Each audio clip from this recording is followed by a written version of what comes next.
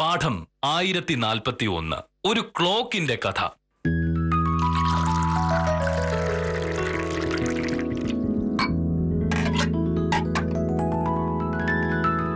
ആഹാ, കൃത്യസമയത്ത് തന്നെ വന്നല്ലോ മോഹനേട്ടൻ. ചായ കൃത്യസമയത്തല്ല, ചായ നോക്കിയിരുന്ന് മടുത്തപ്പോ ഞാൻ ഇങ്ങോട്ട് വന്നതാ. എന്നും ചായ തരുന്നതിനേക്കാൾ 4 മിനിറ്റ് വൈകിട്ടുണ്ട്. രാവിലെ തന്നെ മിനിറ്റിന്റെ കണക്ക് തുടങ്ങി. എന്റെ മോഹനേട്ടാ, ഇങ്ങനെ ഓരോ കാര്യത്തില് സമയത്തിന്റെ കണക്ക് നോക്കി എന്തിനാണ് ഈ വഴക്കിന് വരുന്നത്? ഞാൻ മോഹനേട്ടൻ നോക്കി ക്ലോക്കി നോക്കി ജീവിക്കുന്ന ആളല്ല. അതുകൊണ്ട് ചിലപ്പോ ചില കാര്യങ്ങൾ കുറച്ചൊക്കെ വൈകിന്നിരിക്കും. അങ്ങനെ വൈകാതിരുന്നാൽ നിനക്ക് കൊള്ളാം. സമയനിഷ്ഠ പാലിച്ചിട്ടുള്ളവർ മാത്രമേ ജീവിതത്തിൽ വിജയിച്ചിട്ടുള്ളൂ. സാറിന് സമയം നോക്കി ജീവിക്കാൻ വളരെ എളുപ്പമാണ്. രാവിലെ എഴുന്നേക്കാൻ ഒരു സമയം, പല്ല് തേക്കാൻ ഒരു സമയം, പിന്നെ പത്രം വായിക്കാൻ ഒരു സമയം, ചായ കുടിക്കാൻ ഒരു സമയം, കുളിക്കാൻ, ഡ്രസ്സ് മാറാൻ, കാപ്പി കുടിക്കാൻ, ഇവിടുന്ന് ഇറങ്ങാൻ എന്നു വേണ്ട എല്ലാത്തിനും ഓരോരോ സമയമുണ്ട്. ആഫീസ് കൃത്യം 10 മണിക്ക് തുറക്കും, വൈകിട്ട് കൃത്യം 5 മണിക്ക് അടയ്ക്കുകയും ചെയ്യും. ചുരുക്കി പറഞ്ഞ മോഹനേട്ടന്റെ സമയം നോക്കി ജീവിക്കാൻ വളരെ എളുപ്പമാണ്. നിനക്കെന്താണ് പ്രശ്നം? എനിക്ക് പ്രശ്നമുണ്ട്. മുറ്റമടിക്കുമ്പോ എല്ലാ ദിവസവും ഒരുപോലെ ആയിരിക്കില്ല. ഇലയോ ചവറോ കൂടുതലുണ്ടെങ്കിൽ മുറ്റമടിക്കാൻ കൂടുതൽ സമയം എടുക്കില്ലേ? അതുപോലെ തന്നെ ചോറുണ്ടാക്കുമ്പോ ഓരോ തവണയും അരി വേകാനുള്ള സമയം അനുസരിച്ച് അതിന്റെ സമയം മാറില്ലേ? മീൻ വൃത്തിയാക്കുമ്പോ മീനിനനുസരിച്ച് സമയം കൂടുകയോ കുറയോ ചെയ്യും. ഇതൊന്നും എന്റെ നിയന്ത്രണത്തിലുള്ള കാര്യങ്ങളല്ല. വെറുതെ തർക്കിക്കാൻ വേണ്ടി മാത്രമുള്ള ന്യായങ്ങൾ. സമയാസമയത്ത് ഓരോന്ന് ചെയ്യാൻ കഴിയില്ല. അതിനു വേണ്ടിയിട്ടുള്ള ഓരോരോ ന്യായങ്ങൾ. നമ്മുടെ നാട്ടിലെ ബാക്കി വീടുകളിലൊക്കെ ഇങ്ങനെ തന്നെയാണോ എന്ന് മോഹനേട്ടൻ തന്നെ ഒന്ന് അന്വേഷിച്ചു നോക്ക്. മോഹനേട്ടന്റെ സമയനിഷ്ഠയുടെ കാര്യം കേൾക്കുമ്പോഴേ ഓരോരുത്തരും തലേ കൈവയ്ക്കുക എന്ന് നീ പറഞ്ഞാ പോരല്ലോ. ഈ നാട്ടുകാർ എന്നെ ഏറ്റവും കൂടുതൽ ബഹുമാനിക്കുന്നത് എന്റെ സമയനിഷ്ഠയുടെ പേരിലാണ്. ഞാൻ ഓഫീസിലേക്ക് പോകുന്ന സമയം നോക്കി വീട്ടിനകത്ത് കയറി ക്ലോക്ക് ശരിയാക്കി വെക്കുന്നവർ വരെയുണ്ട്. അയ്യോടാ, ഇതൊക്കെ ചുമ്മാ സൂചിപ്പിക്കാൻ വേണ്ടി ആളുകൾ മോഹനേട്ടനോട് പറയുന്നല്ലേ?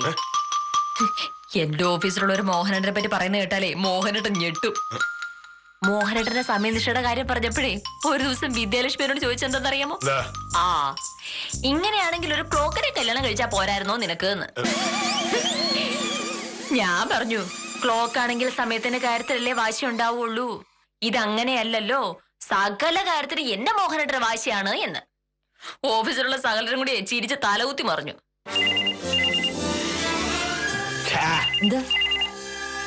ചായ പോരാ, ഇത്രയും കാലം നീ ചായ ഉണ്ടാക്കാൻ പോലും പഠിച്ചിട്ടില്ല.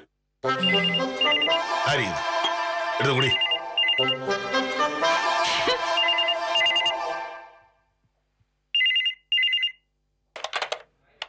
ഹലോ, അതെ,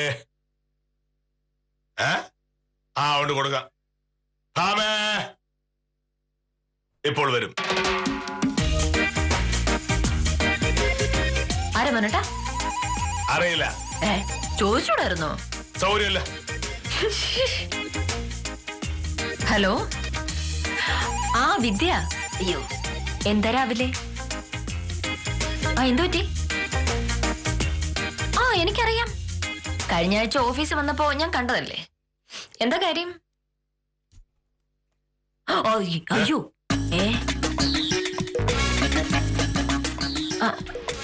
അത് ശരി, എനിക്ക് മനസ്സിലായി. ഞാനൊന്ന് പറഞ്ഞു നോക്കട്ടെ. ഞാൻ കുറച്ച് കഴിഞ്ഞ് വിളിക്കാമേ. വിദ്യാലക്ഷ്മി ആയിരുന്നു. വിദ്യാലക്ഷ്മിയുടെ ചെറിയച്ഛനെ മോഹനേട്ടനെ അറിയോ? പ്രഭാകരൻ ചേട്ടൻ ടൗണിൽ സ്വപ്ന ഹോട്ടൽ നടത്തുക. ഞാൻ ഹോട്ടലിൽ കയറി ഭക്ഷണം കഴിക്കാറില്ല. അതെ അതെ അതെ, അതെനിക്കറിയാലോ. പക്ഷെ ഈ സ്വപ്ന ഹോട്ടൽ ഉണ്ടല്ലോ, അത് വലിയ ഹോട്ടലാ.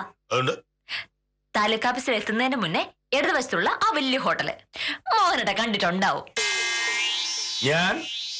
എനിക്ക് ആവശ്യമുള്ള കാര്യങ്ങൾ മാത്രമേ ശ്രദ്ധിക്കാറുള്ളൂ. ഈ പ്രഭാകരൻ ചേട്ടന്റെ മൂത്ത മോനെ സിദ്ധാർത്ഥൻ ബിസിനസ്സുകാരനാ. റിയൽ എസ്റ്റേറ്റും കോൺട്രാക്ട് വർക്കും ഒക്കെ ഉണ്ട്. എനിക്ക് അയാൾ അറിയാം. നല്ല ചെറുപ്പക്കാരനാ മോനട്ടാ. കഴിഞ്ഞ ആഴ്ച വിദ്യയെ കാണാൻ വക്കീൽ ഓഫീസിൽ വന്നിട്ടുണ്ടായിരുന്നേ. എന്തൊരു മര്യാദ, എന്തൊരു വിനയം, എന്റെ മോഹനേട്ടനെ പോലെ തന്നെ.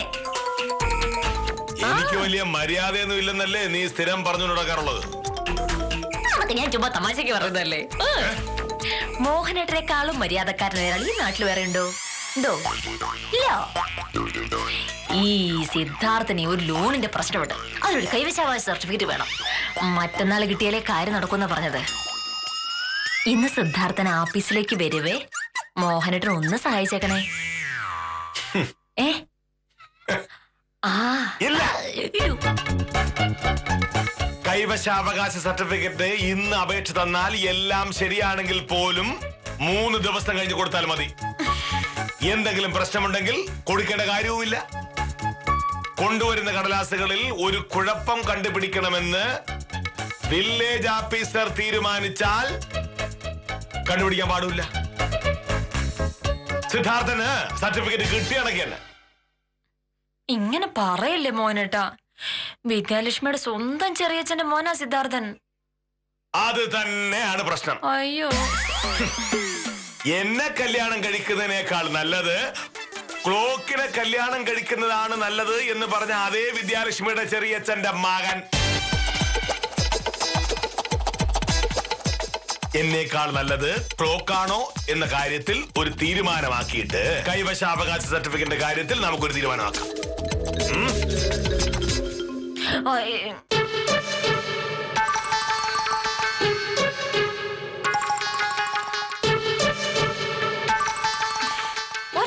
തമാശയായിട്ട് തന്നെ എടുക്കണ്ടേ?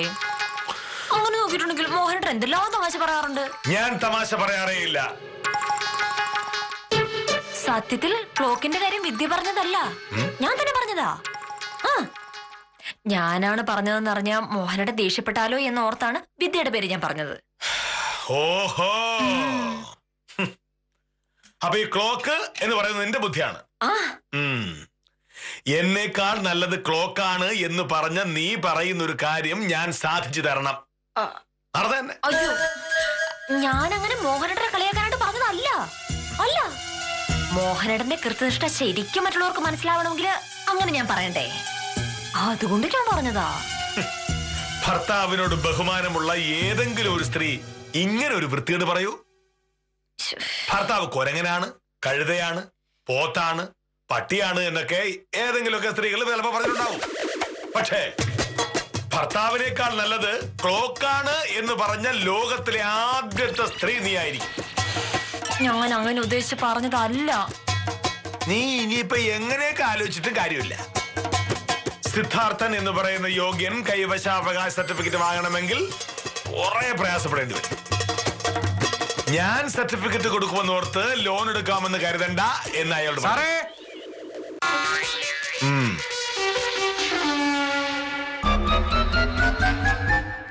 നമസ്കാരമുണ്ട് സാർ. നമസ്കാരം. പിന്നെ കേശവൻകുട്ടിയുടെ സ്ഥലം ഇളക്കാൻ ചെല്ലാന്ന് സാർ നേരത്തെ പറഞ്ഞിരുന്നാണല്ലോ. സാറിന് എന്നാണ് സമയം കിട്ടുന്നതെന്ന് അവൻ ചോദിച്ചു. നാളെ വൈകിട്ട് ചെല്ലാമെന്ന് പറഞ്ഞേക്കൂ. കൃത്യം 5:10 ഞാൻ അവിടെ എത്തും. അപ്പോ കേശവൻകുട്ടിയും ഉത്തമനും അവിടെ ഉണ്ടാവണം. ഞാൻ ഉണ്ടാവും. അയ്യോ വക്കീലെ നമസ്കാരം. ഉത്തമ, കൂട്ടുകാരിയുടെ കൂടെ കൂടി സ്വന്തം ഭർത്താവിനെ അധിക്ഷേപിക്കുക. അത് കഴിഞ്ഞ് അതേ കൂട്ടുകാരിക്ക് ഒരു ആവശ്യം വരുമ്പോ ഭർത്താവിനെ കാല് പിടിക്കുക. ഇതിനല്ലേ ഉത്തമ നമ്മൾ അവസരവാദം എന്നൊക്കെ പറയുന്നത്? മോഹനേട്ടാ ഒന്ന് സഹായിക്ക്. ഒരിക്കലുമില്ല. ഈ കാര്യത്തിൽ ഒരു തീർപ്പിന് ഞാൻ തയ്യാറല്ല. തിരിച്ച് മോഹനേട്ടൻ എന്നെ കൊണ്ട് എന്തെങ്കിലും ആവശ്യം ഉണ്ടാവുമല്ലോ, അന്ന് ഞാൻ ഇതുപോലെ തന്നെ പെരുമാറും. മോഹനേട്ടന്റെ കാല് പിടിച്ചാലും ഞാൻ സമ്മതിക്കില്ല. വേണ്ട. അയ്യോ, പിന്നെ കറക്റ്റ്.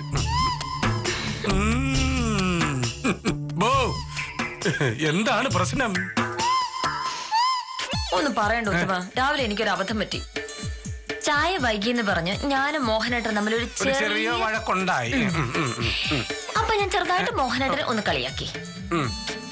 മോഹനേട്ടനെ കല്യാണം കഴിക്കുന്നതിനെക്കാട്ടിലും നല്ലത് ക്ലോക്കിനെ കല്യാണം കഴിക്കായിരുന്നു നല്ലതെന്ന് വിദ്യാലക്ഷ്മി പറഞ്ഞു എന്ന് ഞാൻ അപ്പോഴൊന്ന് പറഞ്ഞു. തൊട്ടുപുറകെ വിദ്യ എന്നെ വിളിച്ചു. പ്രഭാകരൻ ചേട്ടന്റെ മകൻ സിദ്ധാർത്ഥന് ഒരു കൈവശാവകാശ സർട്ടിഫിക്കറ്റ് വേണമെന്ന് പറഞ്ഞു. പിടികിട്ടി. ഈ നൂറ്റാണ്ടിൽ നടക്കില്ല എന്ന് സാറ് പറഞ്ഞു. Correct. ഇനി എന്ത് ചെയ്യാൻ പറ്റും? ഒന്നും ചെയ്യാനില്ല. വെല്ല് വിളിച്ചിട്ടൊന്നും ഒരു കാര്യമില്ല. ദാണ്ടെ. സാഷ്ടാംഗം വീട് കാല് പിടിക്കുക. എങ്ങനെയെങ്കിലും കാല് പിടിച്ച് കാര്യം കാണുക. എനിക്ക് ഇത്തിരി തിരക്കുണ്ട്, ഞാൻ എന്നാ പൊക്കോട്ടെ. പൊക്കോ. ഓ ശരി.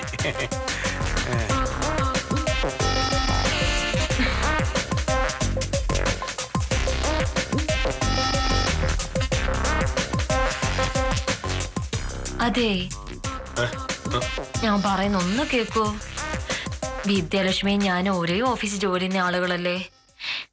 ഈ നാട്ടിലെ എന്റെ ഏറ്റവും വലിയ കൂട്ടുകാരി അവളാ. നാളെ എനിക്കൊരാവശ്യം വരുമ്പോ സഹായം ചെയ്യേണ്ടതും വിദ്യയല്ലേ. എനിക്കറിയില്ല. എന്ന മോണ്ടർ അത് അറിയണം. അങ്ങനെയാണ്. ആ, നമുക്ക് ഏറ്റവും വേണ്ടപ്പെട്ട ഒരാൾക്ക് ഒരു സഹായം ചെയ്തു കൊടുക്കാൻ പറ്റുക എന്ന് പറയുന്നത് ഒരു വലിയ കാര്യമല്ലേ. മോഹനയുടെ ഓരോ ദിവസം എന്തുമാത്രം സഹായിക്കാറുണ്ട്. അതുപോലെ ഞാനും ആരെങ്കിലുമൊക്കെ സഹായിക്കുന്നത് ഒരു നല്ല കാര്യമല്ലേ. നീ സഹായിക്കണ്ട എന്ന് ഞാൻ പറഞ്ഞില്ലല്ലോ, പക്ഷേ അത് എന്റെ കൂട്ട് പ്രതീക്ഷിക്കണ്ട എന്നേ ഞാൻ പറഞ്ഞു. ഇക്കാര്യത്തിൽ മോഹനിടുന്ന കൂട്ടില്ലാതെ എനിക്ക് പിന്നെ എന്ത് ചെയ്യാൻ കഴിയും? കൈവശ സർട്ടിഫിക്കറ്റ് കൊടുക്കേണ്ടത് വില്ലേജ് ഓഫീസർ അല്ലേ? അതെ, കൈവശാവകാശ സർട്ടിഫിക്കറ്റ് കൊടുക്കേണ്ടതും വില്ലേജ് ഓഫീസറാണ്, കൊടുക്കാതിരിക്കുന്നതും വില്ലേജ് ഓഫീസറാണ്. സിദ്ധാർത്ഥന്റെ കാര്യത്തിൽ അത് കൊടുക്കാതിരിക്കാനാണ് എന്റെ തീരുമാനം. അതിനുള്ള കാരണവും ഞാൻ കണ്ടുപിടിച്ചോളാം. ഇങ്ങനെ പറയല്ലേ. രാവിലെ മുതൽ വൈകിട്ട് വരെ ഞാൻ വിദ്യനോട് ജോലി ചെയ്യല്ലേ. ഇവളൊരു നിസ്സാര സഹായം ചോദിച്ചിട്ട് മോഹനോട് അത് ചെയ്തു കൊടുത്തില്ല എന്ന് പറഞ്ഞിട്ടുണ്ടെങ്കിൽ എനിക്കല്ലേ അതിന്റെ നാണക്കേട്. സ്വന്തം ഭർത്താവിന്റെ മുന്നിൽ പോലും വിലയില്ലാത്ത ഒരാളാ ഞാനെന്ന് എല്ലാവരും പറയും. പക്ഷെ അതെന്റെ പ്രശ്നമല്ലല്ലോ. പിന്നെ ആരുടെ പ്രശ്നമാ? എനിക്കൊരു നാണക്കേടുണ്ടായാൽ അത് മോഹനയുടെ നാണക്കേടാവില്ലേ? ഒരിക്കലുമല്ല. ഇങ്ങനെ വാശി പിടിക്കല്ലേ. മോഹനയുടെ സിദ്ധാർത്ഥനെ സഹായിച്ചില്ലെങ്കിൽ വിദ്യ അക്കാര്യം ഓഫീസിലുള്ള എല്ലാവരോടും പറയും. ഇത്ര നിസ്സാരമായ ഒരു കാര്യം അവർ ചെയ്തു കൊടുക്കാൻ പറ്റിയില്ലെങ്കിൽ പിന്നെ നിങ്ങൾ അവൻ എന്തു കൂട്ട് എന്നെല്ലാരും ചോദിക്കൂലേ. ഇതെന്റെ അഭിമാനത്തിന്റെ പ്രശ്നമാണ്. ഓഫീസിൽ മറ്റുള്ളവരുടെ മുന്നിൽ ഞാൻ ചെറുതാകുന്നത് കഷ്ടമല്ലേ. നീ വലുതാകണമെങ്കിൽ നീ വിചാരിക്കണം. ഞാൻ വിചാരിച്ചിട്ട് വലുതായത് തന്നെ. മോഹനേട്ടാ പ്ലീസ്. എന്നെ കല്യാണം കഴിക്കുന്നതിനേക്കാൾ നല്ലത് ക്ലോക്കിനെ കല്യാണം കഴിക്കുന്നതാണ് നല്ലത് എന്ന് നീയും വിദ്യാലക്ഷ്മിയും കൂടി ഇതുവരെ പറഞ്ഞു. ഇനി വേണമെങ്കിൽ ഞാനൊരു ഭയങ്കര ക്രൂരനും ദുഷ്ടനും സ്നേഹമില്ലാത്തവനാണെന്നൊക്കെ പറയും. എന്തൊക്കെ പറഞ്ഞാലും സിദ്ധാർത്ഥന്റെ കാര്യത്തിൽ ഒരു തീരുമാനമായത് തന്നെ. ശിശുപാലൻ ചേട്ടാ, മോഹനേട്ട സാറ് വരാൻ നേരമായി. രാവിലെ തന്നെ കാര്യങ്ങൾ പറഞ്ഞോണം.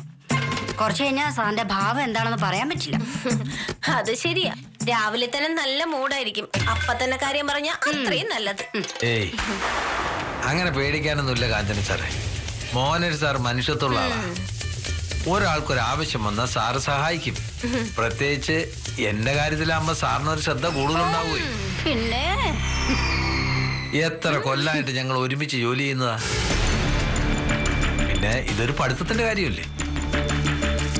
പഠിത്ത കാര്യത്തിൽ സാറ് സഹായിക്കാതിരിക്കൂ. ശിശുപാല,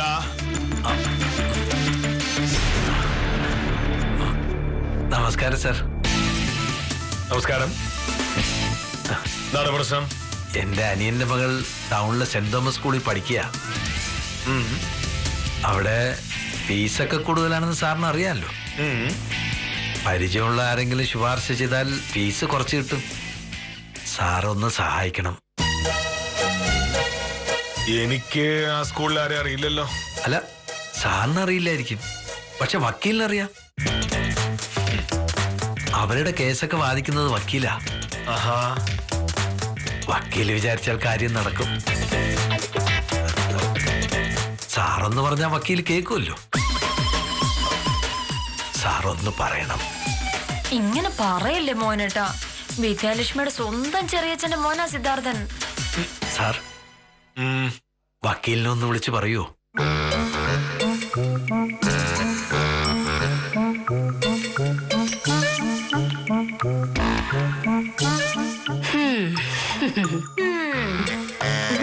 അപ്പോഴേ പറഞ്ഞതല്ലേ.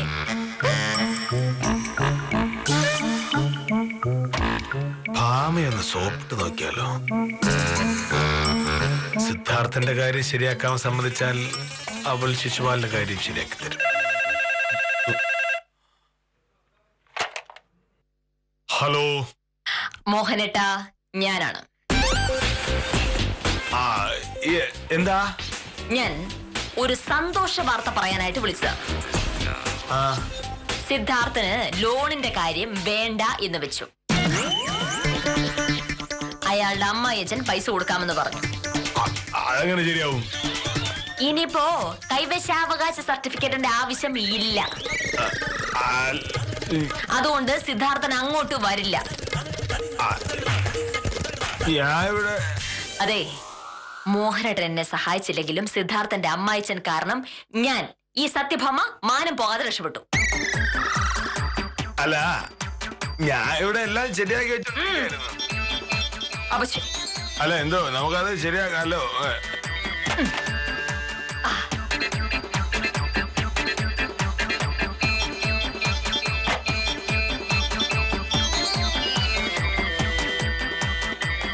സാർ, പഠിക്കാൻ മിടുക്കിയായത് കൊണ്ട് അവളെ സ്കൂളിൽ വിട്ടെ. പിള്ളേരും നല്ല സ്കൂളിൽ പഠിക്കണമെന്നല്ലേ അച്ഛനമ്മമാരുടെ ആഗ്രഹം. അതില് പൈസയുടെ കാര്യമൊന്നും നോക്കിയില്ല. അതാ പറ്റിയത്. സാറ് വക്കീലിനോടൊന്ന് പറഞ്ഞ കാര്യം നടക്കും.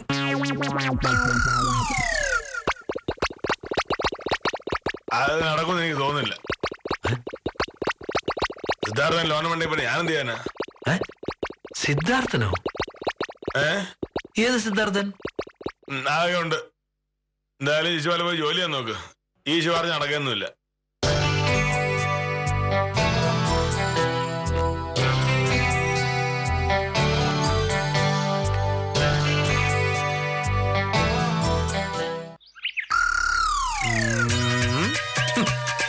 ചുരുക്കി പറഞ്ഞ സാറ് പെട്ടു.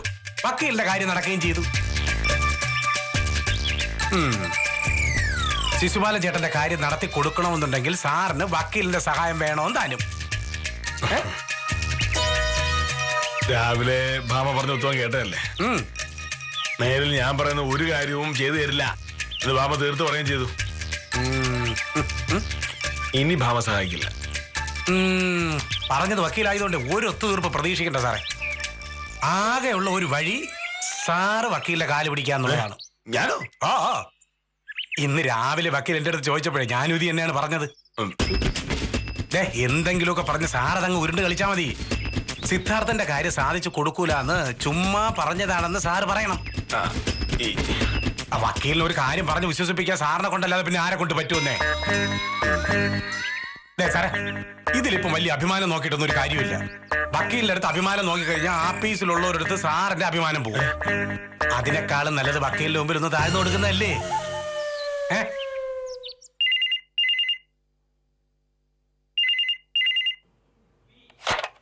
ഹലോ, അതെ. ആ, എന്തായി? ആണോ? അത് നന്നായി. എനിക്കത് അറിയാമായിരുന്നു. ഇല്ലില്ല, മോഹനേട്ടൻ വരേണ്ട സമയം കഴിഞ്ഞു. എന്താ താമസിക്കുന്നത് അറിയില്ല. വരും, വിളിക്കാൻ പറയണോ? ആ, മോഹനേട്ടൻ എത്തി. ഞാൻ കൊടുക്കാം. അതെയോ? ഓ ശരി. ആ,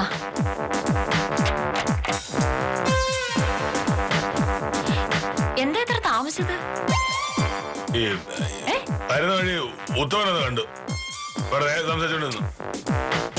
അങ്ങനെ വെറുതെ വഴിയിൽ സംസാരിച്ച് നിൽക്കുന്നൊന്നും ശരിയല്ല മോഹനേട്ടാ.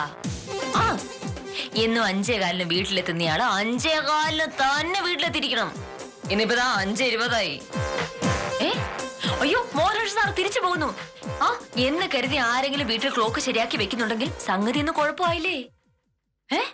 ശോ, അവരുടെ ക്ലോക്കിന്ന് എന്തായാലും 5 മിനിറ്റ് സ്ലോ ആയത് തന്നെ. പറയുമ്പോ എന്ത് നല്ല മനുഷ്യനാ. സത്യസന്ധൻ, മാന്യൻ, നാട്ടുകാർക്ക് മുഴുവനും സഹായം ചെയ്യുന്നയാള്, ദൈവത്തിന്റെ അവതാരം. ഓ, പക്ഷെ ഒരാൾക്കൊരു സഹായം ചെയ്യണമെന്ന് പറഞ്ഞാൽ ഈ സിദ്ധാന്തമൊക്കെ അങ്ങ് പോകും. എന്താ? രാവിലെ വെറുതെ തമാശയായിരുന്നു. നീ വിധയും കൂടി വെറുതെ ക്ലോക്ക് എന്ന് പറഞ്ഞപ്പോ ഞാൻ വെറുതെ ഒരു തമാശ കാണിച്ച. സത്യം പറഞ്ഞ ആ സിദ്ധാർത്ഥം വന്നെങ്കിൽ ഞാൻ അപ്പൊ തന്നെ സർട്ടിഫിക്കറ്റ് ഞാൻ കൊടുത്തേനെ. സത്യം. അല്ലെങ്കിൽ തന്നെ എല്ലാ കടലാസും ശരിയാണെങ്കിൽ പിന്നെ 3 ദിവസം വെച്ചോണ്ടിരിക്കുന്ന കാര്യം എന്താണ്? ഞാൻ അപ്പൊ തന്നെ എഴുതി കൊടുക്കുമല്ലോ. അത് മാത്രമല്ല, നീ പറഞ്ഞൊരു കാര്യം കണ്ട് ഉറപ്പായിട്ട് ഞാൻ ചെയ്യുകയും ചെയ്യും. എങ്ങനെയാ? അല്ല, നീ ഒരു കാര്യം പറഞ്ഞിട്ട് സഹായിച്ചില്ലെങ്കിൽ നിനക്കല്ലേ എന്റെ നാണക്കേട്. അതിനുള്ള അവസരം ഞാൻ ഉണ്ടാക്കി കൊടുക്കൂ. നീ നാണം കേട്ടാ അത് ഞാൻ നാണം കേട്ട പോലല്ലേ? ഇങ്ങനെയൊന്നും അല്ലല്ലോ രാവിലെ എന്നോട് പറഞ്ഞത്. അത് തമാശയാണ് ഞാൻ പറഞ്ഞായിരുന്നു. നിന്റെ ഓഫീസുള്ള ഒരാൾക്ക് ഒരു സഹായം ചെയ്യേണ്ടി വരുമ്പോ ഞാൻ അതിശയായിരിക്കോ? ശരി, എന്റെ ഓഫീസിലെ കാര്യം വിട്. മോഹനേട്ടന്റെ ഓഫീസിലെ ഒരാൾ ഒരു സഹായം ചോദിച്ചിട്ട് മോഹനേട്ടൻ അത് ചെയ്തു കൊടുത്തില്ലല്ലോ. ശിശുപാലനേട്ടൻ എന്നെ വിളിച്ചിരുന്നു. മോഹനേട്ടനോട് പറഞ്ഞപ്പോ കാര്യം നടക്കാൻ പ്രയാസമാണ് എന്ന് മോഹനേട്ടൻ പറഞ്ഞു എന്നും പറഞ്ഞു. കാര്യം നടക്കുമോ ഇല്ലയോ എന്നുള്ളത് മോഹനേട്ടൻ എന്നെ വിളിച്ച് ചോദിച്ചായിരുന്നു. ശിശുപാലനേട്ടൻ ഓഫീസിൽ തന്നെ വിളിച്ചത് മോഹനേട്ടൻ അറിയാതെ. അപ്പൊ തന്നെ ഡെയ്സി മാഡത്തെ വിളിച്ച് ഞാൻ കാര്യമെല്ലാം പറഞ്ഞു, സംഗതി ശരിയാക്കി കൊടുത്തു. ശിശുപാലനേട്ടൻ എത്ര കൊല്ലമായിട്ട് മോഹനേട്ടനോട് ജോലി ചെയ്യുന്ന ആളാ. ശിശുപാലനേട്ടൻ ഒരു സഹായം വേണ്ടി വന്നിട്ട് അത് ചെയ്തു കൊടുത്തില്ല എന്ന് പറഞ്ഞ കഷ്ടല്ലേ എന്റെ മോഹനേട്ടാ? ഞാൻ നിന്നെ വിളിച്ചു ചോദിച്ചാ നീ നടക്കില്ലെന്ന് പറയുന്ന വാർത്ത എന്നോട് പറയരുത്. നീ നടക്കില്ലെന്ന് പറഞ്ഞാ ശിശുപാലന്റെ ഞാൻ നാളെ കിട്ടുമല്ലേ? എന്നെ ഒരു കാര്യത്തിൽ സഹായിക്കലെന്ന് രാവിലെ പറയുകയും ചെയ്തു. അപ്പൊ അതായിരുന്നു പ്രശ്നം. ദേഷ്യം വരുമ്പോ ഞാൻ എന്തെങ്കിലുമൊക്കെ വിളിച്ചു പറയുന്നു കരുതി അത് മനസ്സ് വെച്ചുകൊണ്ട് നടക്കുന്ന ആളാണോ മോനേട്ടാ ഞാൻ? ശിശുപാലനേട്ടൻ ഒരു സഹായം വേണ്ടി വരുമ്പോ ചെയ്തു കൊടുത്തില്ലെങ്കിൽ മോഹനേട്ടല്ലേ അതിന്റെ നാണക്കേട്? മോഹനേട്ടൻ ഒരു നാണക്കേട് വരികയെന്ന് പറഞ്ഞാൽ എനിക്കൊരു നാണക്കേട് വരുന്ന പോലല്ലേ? ഇതുവരെ ചായ ഒന്നും കിട്ടിയില്ല. എനിക്ക് സൗകര്യം ഇല്ലായിരുന്നു. എന്താ അല്ല, എന്നും നമ്മള് ചായ കുടിക്കുന്നതാണല്ലോ. അപ്പൊ ഇന്നും നമ്മള് ചായ കുടിക്കുന്നില്ല നല്ലത്. ക്ലോക്കിന് തലവന് വരും.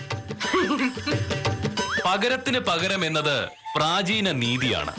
മോഹനകൃഷ്ണൻ കാണിച്ച ശാഠ്യത്തിന് അതേ നാണയത്തിൽ പ്രതികാരം ചെയ്യാൻ തയ്യാറാവാതിരുന്നതാണ് സത്യഭാമയുടെ മഹത്വം. വാശിയെ സ്നേഹം കൊണ്ട് നേരിട്ട വക്കീലിന് അഭിവാദ്യമർപ്പിച്ച് ഇന്നത്തേക്ക് വിടാം. കാര്യം നിസാരം തുടരുന്നു.